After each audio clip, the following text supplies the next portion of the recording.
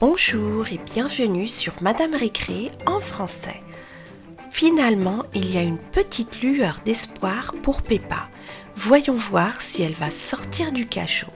Le garde sortit rapidement et Georges attenda anxieusement.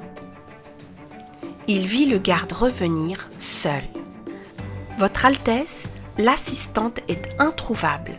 On ne l'a pas vue depuis le jour du crime. » Vous voyez, Votre Altesse, je vous l'ai dit, ma sœur est innocente. S'il vous plaît, Votre Altesse, relâchez-la, s'il vous plaît. Allez chercher Peppa dans le cachot et ôtez-lui les fers. Faites-la venir ici, devant moi. Je veux la voir immédiatement. N'oubliez pas, enlevez-lui les fers, des pieds et des mains. Oui, Votre Altesse, j'y cours. Et le garde sortit une seconde fois. Il revint avec Peppa, habillée en gueuse, mais sans les fers cette fois. Pauvre Peppa, elle avait bien maigri ces 2 jours.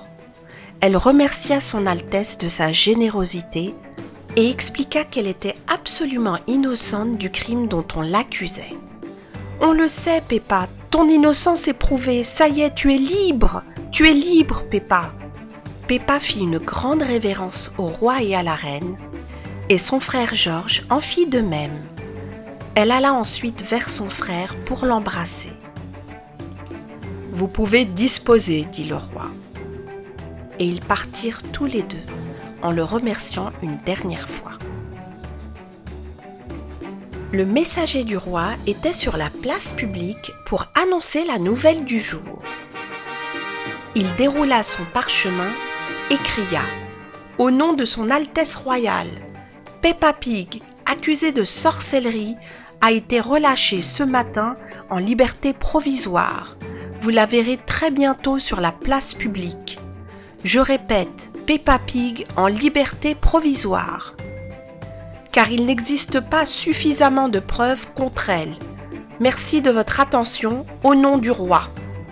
Nous sommes toujours à la recherche du coupable et nous le trouverons très bientôt. » Et sur ce, il repartit vers le palais. Quelques instants plus tard, Peppa et Georges vinrent à passer sur la place publique. Tout le monde s'arrêta de parler et les regarda méchamment. En effet, les gens pensaient encore que Peppa était toujours sorcière. Elle ne s'arrêta pas, ne les regarda pas et passa son chemin. Ils continuèrent de la regarder avec beaucoup de méfiance. Ils ne voulaient certainement pas de cette sorcière diabolique parmi eux. « Ils croient que je suis sorcière !